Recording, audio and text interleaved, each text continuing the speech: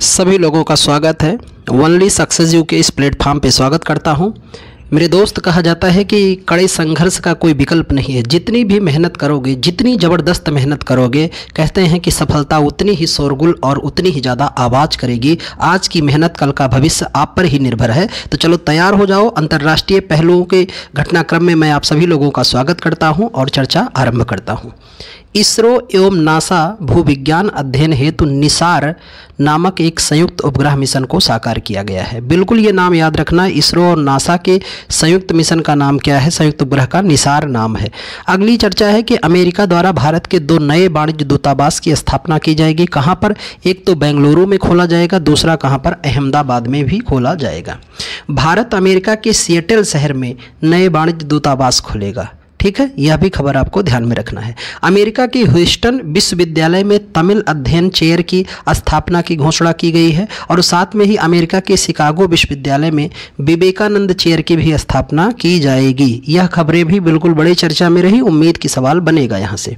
आगे बात करें हम लोग तो अगली घटनाक्रम की तरफ चलते हैं कि सूरीनाम के राष्ट्रपति चंद्रिका प्रसाद संतोखी भारत के 17वें प्रवासी दिवस के मुख्य अतिथि के तौर पर शामिल हुए थे। कहाँ? हमारे देश में। आगे बात करें भारत और ऑस्ट्रेलिया की चर्चा और संबंधों के बारे में कि भारत और ऑस्ट्रेलिया की क्या भागीदारी रही है। तो भारत और ऑस्ट्रेलिया के प्रधानमंत्री एंथोनी अल्बनीज ने 2023 में भारत की यात्रा की थी। भारत की उनकी पहली आधिकारिक यात्रा थी और वो अहमदाबाद गुजरात पहुंचे थे और यहाँ से उन्होंने यात्रा शुभारंभ किया था।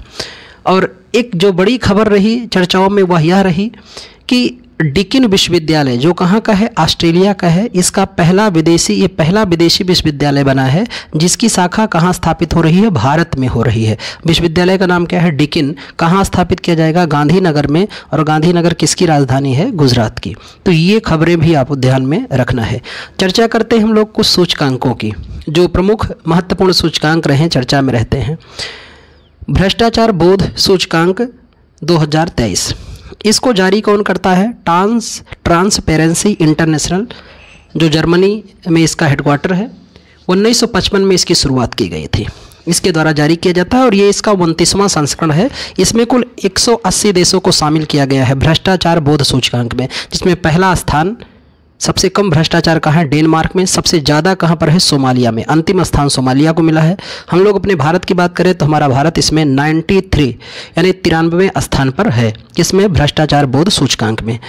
अगली खबर रहती है अंतर्राष्ट्रीय बौद्धिक संपदा सूचकांक। अंतर्राष्ट्रीय बौद्धिक संपदा सूचकांक यह यूएस चैम्बर ऑफ कॉमर्स के संबद्ध global innovation policy centre America के द्वारा जारी किया जाता है। 2012 में इसकी शुरुआत की गई थी और अभी ये इसका 12वां संस्करण है 2024 में।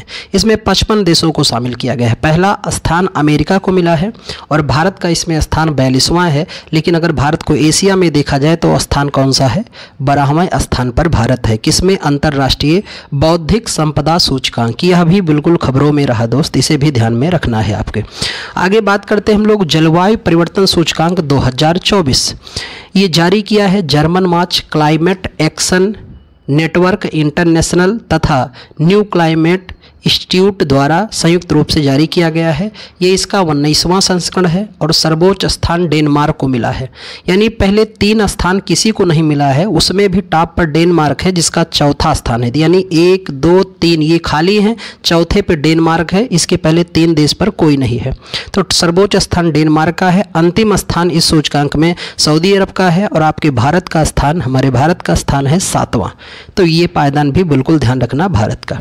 बात करते हैं, खूब चर्चा में रहता है यूनेस्को अंतर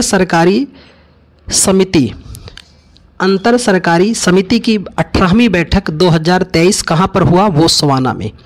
ये 18वीं बैठक बोत्सवाना में हुई, जहां पर अमूर्त सांस्कृतिक विरासत के संरक्षण हेतु यह बैठक की गई थी और इस विरासत में 51 नई विरासतों को शामिल किया गया है, जिसमें 45 मानवता अमूर्त सांस्कृतिक विरासत सूची में और 6 को अविलंब संरक्षण आवश्यकता वाली विरासत सूची में शामिल किया गया है। अमूर्त का मतलब है जिसे हम केवल महसूस कर सकें, देख ना सकें, उसे अमूर्त कहते हैं। मूर्त का मतलब साक्षात जिसे हम लोग देख सकें। और इसमें गुजरात के गरबा को मानवता अमूर्त सांस्कृतिक विरासत सूची में शामिल किया गया है। और दोस्त खूब महत्वपूर्ण है, इसे ध्यान में रखना है कि भारत की 15वीं अमूर्त सांस्कृतिक विरासत सूची है कौन? गुजरात का गरबा। और पहला अगर भारत की बात करें तो भारत का पहला अमूर्त विरासत सूची में कौन शामिल था? रामलीला 2008 में, 14वां शामिल हुआ था कोलकाता का दुर्गा पूजा 2021 में, 15वां शामिल हुआ है गुजरात का गरबा। खूब याद रखना इस पर। और अभी मैं इस पर बता रहा हूं आपको आगे कि इसी पर एक सवाल यूपीएससी का पूछा गया, जो इसी सप्ताह एग्जाम हुआ है, वहां से यहीं से बिल्कुल सीधा सवाल आया हुआ है। आगे बात करें हम लोग चर्चाओं में, person of the year 2023। Person of the year 2023, इसमें अमेरिका की गायिका टेलर स्विफ्ट को कवर पेज पर उनको 2 बार स्थान पाने वाली ये पहली महिला है। और कला के क्षेत्र में भी ये time of the person year चुनी जाने वाली पहली व्यक्ति हैं। Time of the person year Bharat का केवल किसे चुना गया था? महात्मा गांधी को, और बाकी किसी को नहीं दिया गया है। इसकी कुछ अन्य श्रेणियां भी हैं time of the person year की। वो अन्य श्रेणियां क्या क्या हैं तो इसको भी देख लो आप। CEO of the year Sam Altman को दिया गया है। Athlete of the year Lionel Messi, जिन जानते हैं फुटबॉलर हैं बड़े से। Breakthrough of the year Alex Newell को दिया गया है। यह भी खबर बिल्कुल आपको ध्यान में रखना है। और अब बात उसकी है उस पिटारे की जो मैंने आपसे कहा कि यूनेस्को की अमूर्त विरासत सूची में नवीनतम समावेश कौन है, जो यूपीएससी का सवाल है, यही पूछा गया है बिल्कुल यहीं से। तो दोस्त अभी मैंने बात किया किसको शामिल किया गया है? गरबा नृत्य को। लेटेस्ट दुर्गा पूजा इसके पहले शामिल हुआ था, तो यह सवाल यूपीएससी में भी पूछा गया है। उम्मीद आप लोग पढ़ें इसको बेहतर रूप से और आपका भी आयोग इस सवाल को पूछेगा। तो आज की खबरें यहीं तक, पुनः मिलते हैं। बहुत बहुत धन्यवाद।